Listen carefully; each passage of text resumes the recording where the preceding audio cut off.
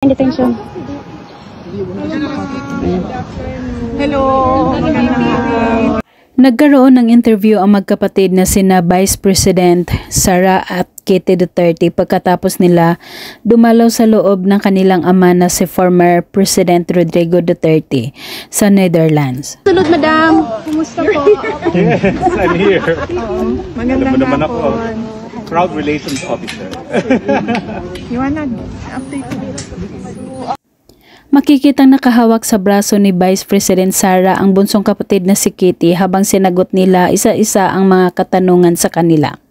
And he is happy to know that he is continuing to receive the love and support from the Filipino communities from all over the world. And he is Masaya ang magkapatid na binigyan sila ng extra time pa para makasama nila ng mahabang oras ang kanilang ama sa loob at makapagkwentuhan. We're happy that they gave us extra time to make up for the time we lost for some things that happened inside, yes. Maybe this is the first time na Naging masaya umano ang dating Pangulo dahil magkasama silang dalawa na nakapasok sa loob at napagkwentuhan nila ang tungkol sa boyfriend ni Kitty. Well, I believe he's happy because Kitty and I were there and then we talked about her boyfriend.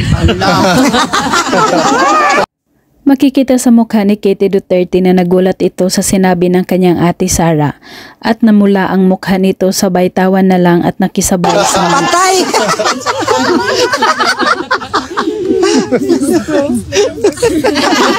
Nag-blush! At hindi pa rin tinigilan ni Vice President Sara Duterte ang kapatid na tuksohin na kaya daw ito speechless dahil sa sinabi niya tungkol sa boyfriend. well, yung mga Ano siya, na speechless siya sa boyfriend, hindi ata ready. Ano sabi ng daddy?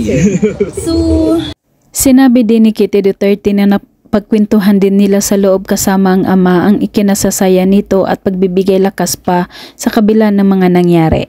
mga positive things lang. We are telling him things that will uplift his spirit and things that will give him strength while he is inside.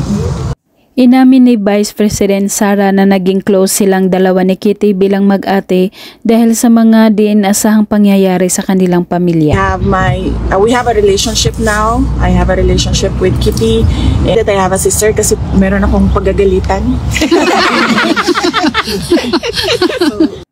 Maliban kina Kitty at Sara Duterte, kasabay din nilang dumalaw sa loob ng dating Pangulo ang common law wife na si Hanilet Duterte.